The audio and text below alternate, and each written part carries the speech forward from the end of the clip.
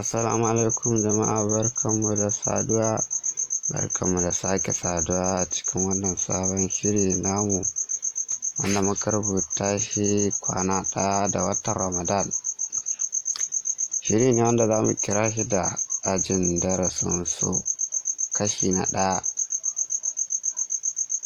A wannan aji za mu san menene asalin so kuma menene rashin so. Ku biyo mu don jin yadda za ta kaya cikin wannan aji. Za mu kawo muku shi bayan an yi 7 ga azumi. Za mu shiga cikin ajin kai tsaye. Wata ƙaramar makaranta ce wacce take da aji guda ɗaya kacal, kuma gaba ɗaya ɗaliban kimanin su 12 ne kawai. Akwai mata 6, maza 6, gaba ɗayansu sun tashi suna leƙe ta taga. Wani daga cikin mazan ne ya ce, mai yasa yau malam ya daɗe bai zo ba, ko dai yau babban darasi za a yi mana. Suna cikin leƙe ai sai ga malamin nan ya taho tun daga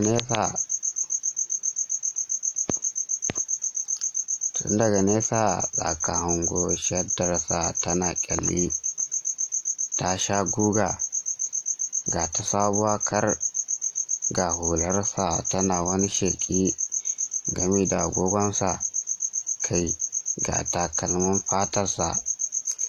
Tabbas duk wadda wannan shigar tasa za ta saye zuciyar duk wata wacce ta amsa sunanta na mace. Zuciya ta shiga. Haka ɗalibansa suka tsaya suna kallonsa har ya ƙaraso, ba su san ya ƙaraso ba. Ƙarasawarsu ke da wuya, ya musu gyaran murya. Take hankalinsu ya koma jikinsu. Cikin sauri suka juya game da budurwar kunya suka koma gurarensu. Shi kuwa malamin girgiza kai ya yi game da shiga cikin ajin. Shigarsa ke da wuya, sun gama gyara mar wurin zama. Aiko da ya samu ya zauna ya kalli ɗalibansa 12 gaba ɗaya sun tashi suna masu miƙa gaisuwa a gare shi. Haka shi ma ya miƙe yawan yana mai amsawa. Wani cikin ɗaliban wanda ake kira da Abdallah miƙewa ya ce, ya malam, ga dukkan alamun yau za a yi mana darasin da ba a taɓa yi mana ba. Kafin Abdallah ya rufe bakinsa, tuni wata yarinya ta tare numfashinsa da cewa, za mu kira yarinyar da Nusaiba. Sa ta yi, ka rabu da ya malam ya faɗa mana dukkan abin da yake so. Ka rabu da shi ya faɗa mana da kansa, ba wai kai ne za ka faɗa mana ba. Ta faɗa cikin siffar iyayi da jin kai. Hakan ya ɓata wa Abdallah rai. Hakan ya sa suka fara yunƙurin cece-kuce a cikin aji. Ai sai malamin wanda ake kira da Malam Suleiman ya yi gyaran murya game da cewa, har yanzu ba ku daina wannan abin yaran ba? Shikenan, ku zauna mu shiga cikin abin da ya kawo mu. Ya ce, tabbas yau za mu yi darasi ne akan wani abu wanda yake a ɓoye kuma a bayyane.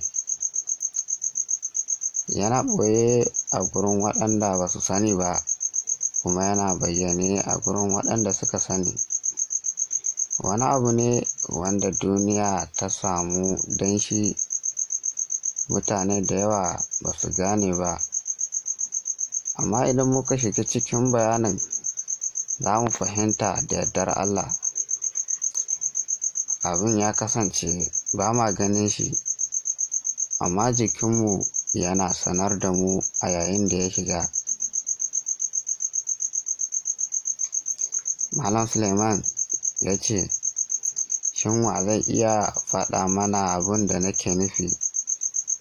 Da sauri Abdullah ya tashi game da cewa wanda duniya ta samu dan shi shine Annabi Muhammad sallallahu alaihi wasallam. Yana gamawa Nusaiba ta tashi, sannan ta ce, tabbas wanda duniya ta samu dan shi shine annabinmu Annabi Muhammad sallallahu alaihi wasallam. Ta ce, to amma abin da ba ma ganin shi sai dai jikinmu ya faɗa mana shine so.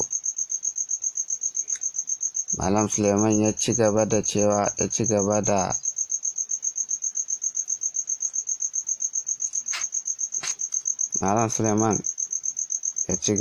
cewa tabbas kun yi gaskiya dukkanku. Duniya ta samu ne sanadiyar so.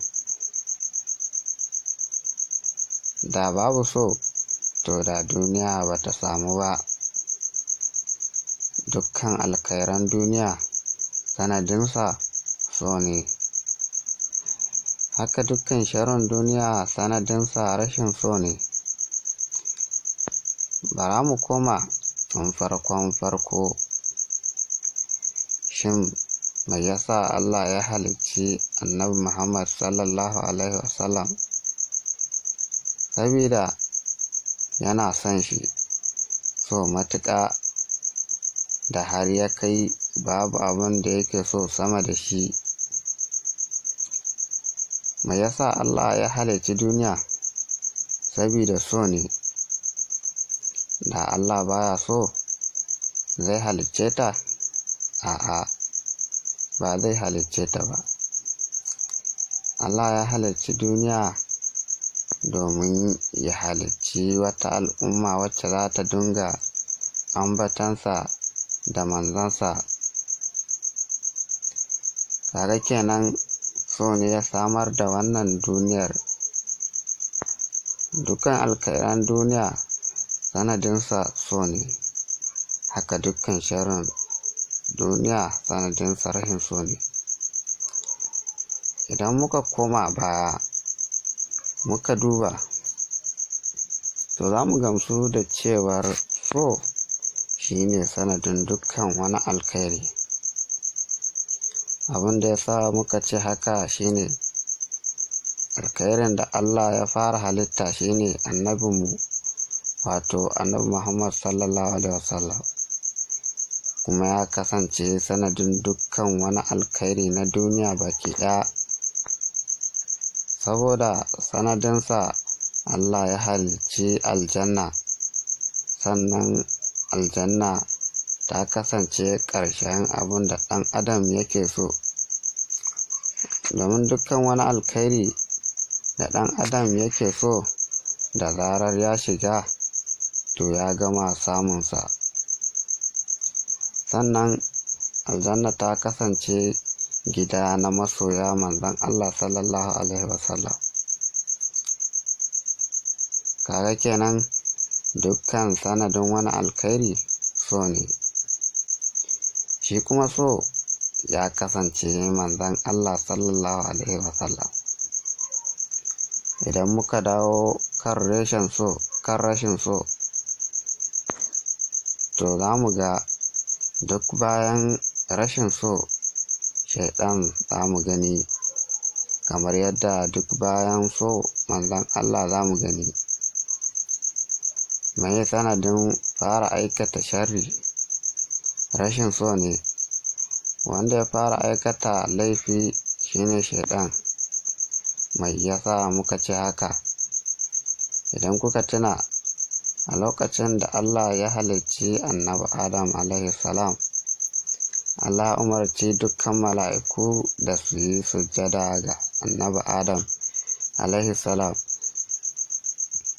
kowanne mala'ika ya yi abin da Allah ya umarta da a yi, amma banda shaiɗan. Mai ya hana shi shine girman kai.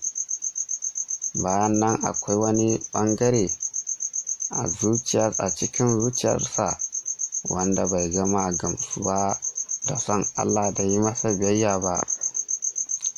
Idan muka duba misali tsakanin mai gida da almajiri, idan har wannan almajiri yana son wannan mai gidan nashi, babu magana akan abun da ya sa shi komai zai yi shi ba tare da shakka ba. To amma idan aka ce wannan almajirin ya samu wani matsayi da yake ganin zai iya riƙe kansa da shi, to sai ya fara bijire masa, ya ɗan fara ƙoƙarin zamewa, kuma koda kuwa wannan mai gidan nasa shine wanda ya bashi wannan matsayin da yake kai.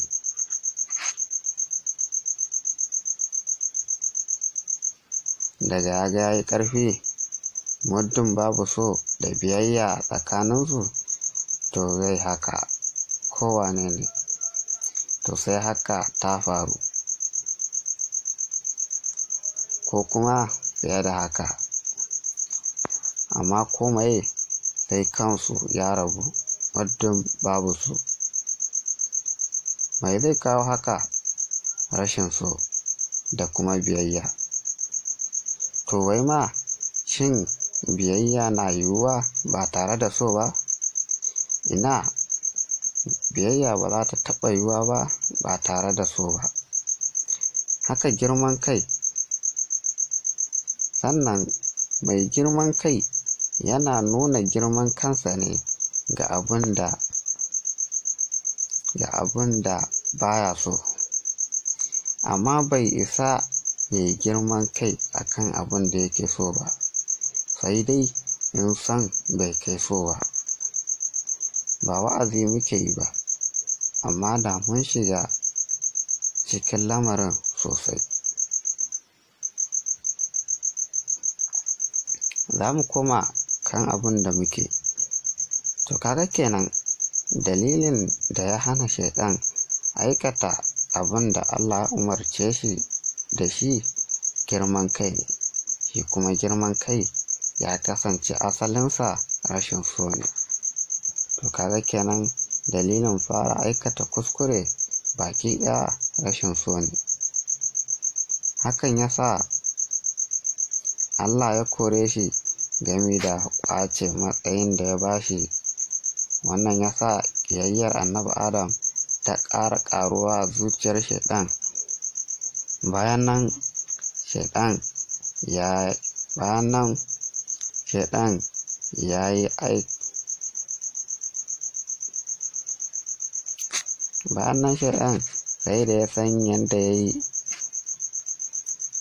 sai da ya san yadda ya yi ya sa annabi Adam tare da matarsa Hawwa'u suka ci wata aba da Allah ya hana su ci. Bayan Allah ya kai su aljanna, ya yi musu umarnin da kada su ci wannan aba, amma tsabar rashin so sai da shaiɗan ya san inda isa suka ci wannan abar. Kun san cewa ba don ƙiyayya ba da ɗan adam bai sha wuya ba? Ba don ƙi ba da ɗan adam bai sha duk wani abu mai suna wai shi wuya ba? Amma saboda shaiɗan baya son mu, gami da yi mana baƙin ciki, sai da ya san inda ya sa annabi Adam da matarsa suka ci wannan abin da Allah bai ba su damar ci ba. Mai dalilin fara kisa a duniya baki ɗaya rashin so ne. ‘Ya'yan annabi Adam ɗaya ya kashe ɗaya saboda baya son shi. Idan muka dawo cikin duniya, haka za mu gani. Mai sanadin gaba? Rashin so ne. Mai sanadin so? sabida so ne. Noma da wahala, amma shin talaka ya daina? Mai yasa? Sabida yana so ya kare mutuncin kansa da na iyalansa. Haka neman kuɗi da wuya. Mai yasa ba mu daina ba? Saboda halak ɗinmu muke nema, ba haram ɗinmu ba. Dukkan wani tushen sharri asalinsa rashin so ne. Haka dukkan tushen wani alkhairi asalinsa so ne. Mai kuɗi ya haukace a rashin so. Mahaukaci ya yi hankali dalilin samun so. Mai ƙarfi ya zama marar ƙarfi dalilin rashin so. Marar ƙarfi ya zama mai ƙarfi dalilin samun so. Mai hankali ya rasa hankalinsa a dalilin rashin so. Shin kun san waye mai nasara a cikin wannan abu da muka lissafo? Shi ne mai nasara. Mai nasara a ciki shine mai hankali. Duk wanda ya kasance mai cikakken hankali to zai kasance mai nasara a rayuwarsa. Amma idan ka rasa cikakken hankali, to sai a hankali fa. Wannan shine. To kaga kenan idan muka haɗa dukkan bayananmu komai da komai, to da abu biyu ne za mu ƙare, so da kuma rashin so. So ya kasance mafarin alkhairi, shi kuma rashin so ya kasance mafarin sharri. So yana nufin manzon Allah sallallahu alaihi wasallam. Rashin so yana nufin ash-shaytan. Abin ya ɗauke mu lokaci da yawa. Mun yi haka ne domin 'yan uwa su gane mai muke nufi, kada su yi mana gurguwar fahimta. Amma dai muna so ku gane cewa da lahira da duniya duk sun ta'allaka ne akan so.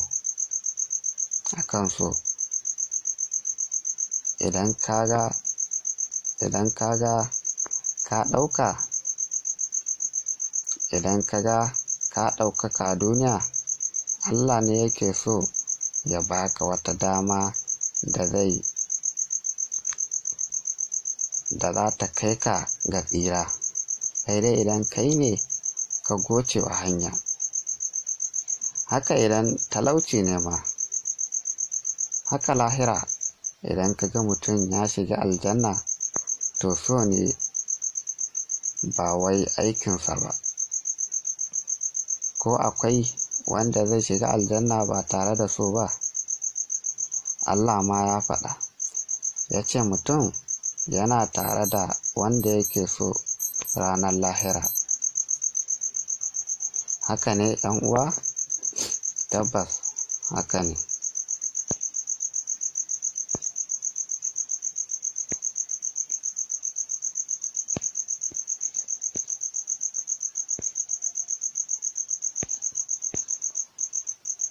To wannan shine a taƙaice. Sai gobe za mu ci gaba akan darasin so.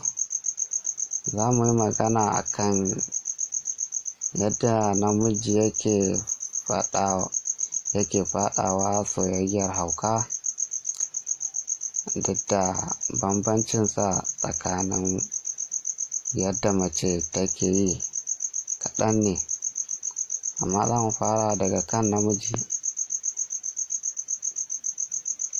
Kafin ɗalibansa su miƙe, Malam Suleiman ya ce, Abdallah, ina so gobe ka taho min da ruwa a kofi wanda ya koma ƙanƙara baki ɗaya. Ke kuma Nusaiba, ki taho min da ruwan da ba shi da zafi kuma ba shi da sanyi. A tare suka ce an gama ya malam. ya yi musu addu'a suka tashi. Ta jama'a, mun kawo ƙarshen ajin darasin su kashi na 1, sai ku dakace mu a kashi na 2. Sannan muna neman gafara idan har mun ɓata wa wani rai yayin jin wannan labari namu.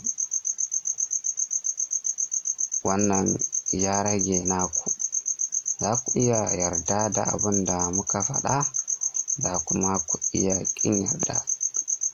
Domin tambaya akwai namba kamar haka: 080861625, 080861625. Daga naku MD Sani Abdulkarim.